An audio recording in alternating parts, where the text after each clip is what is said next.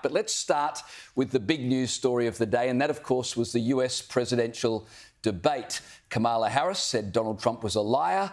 Donald Trump said Kamala Harris was incompetent and weak. And, of course, the ABC moderators, well, they repeatedly fact-checked Donald Trump while ignoring constant mistruths from Kamala Harris. President Trump, as you know, the FBI says overall violent crime is actually coming down in this country. But you have said, quote, you lost by a whisker, that you, quote, didn't quite make it, that you came up a little bit short. You did bring up something. You said she went to negotiate with Vladimir Putin. Vice President Harris, have you ever met Vladimir Putin? Now, when Donald Trump said that illegal immigrants were eating people's cats and getting ducks from the local park in Ohio, the Democratic staffers, by which I mean the ABC moderators, they jumped in real quick. In Springfield, they're eating the dogs, the people that came in. They're eating the cats. They're eating the pets of the people that live there. ABC News did reach out to the city manager there. He told us there have been no credible reports of specific claims of pets being harmed, injured, or abused by individuals within the immigrant community. Well, I've seen people on television. Let me just say here, this is the people on television say my dog was taken and used for food. And Trump, of course, was quite right. No matter what the city manager is saying, there were regular reports in the media of exactly what Trump had alluded to, including this Springfield resident who told local authorities what he'd seen with his own eyes. They're in the park grabbing up ducks by their neck and cutting their head off and walking off with them and eating them. Like, y'all get the Highway State Patrol down here every week, and then y'all get like a task force for the Highway State Patrol.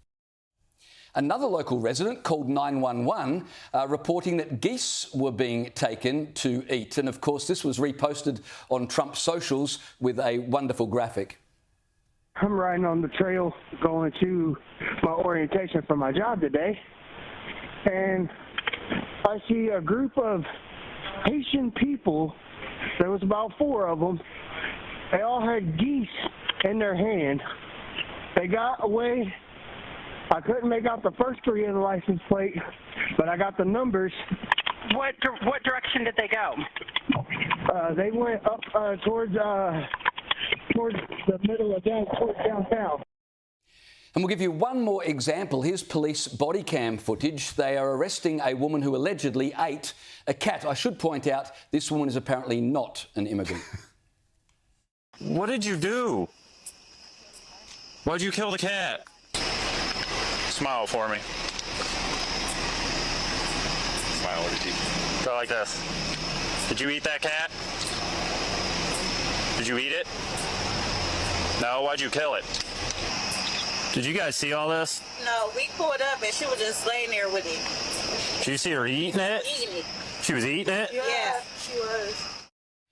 So here we are after one of the most consequential debates in history, Liz, talking about whether or not immigrants are eating cats, although the bigger point, of course, was that they fact-checked him real quick. But Trump was right. There were reports in the media, as we've shown. We've only shown a few. Yes, and quite a few of the fact checks, which, by the way, were only ever levelled at Trump. Kamala wasn't fact-checked once, despite the fact that she repeated hoaxes that have been debunked several times, pumped out propaganda with the regularity of some kind of robot, and would repeat lies even after Trump, in the debate, had completely denied, say, the Project 25 thing, which he's disavowed several times before the debate. She kept bringing it up even after he said, excuse me, I have nothing to do with it. I've never endorsed it. That's not a thing on the Trump train.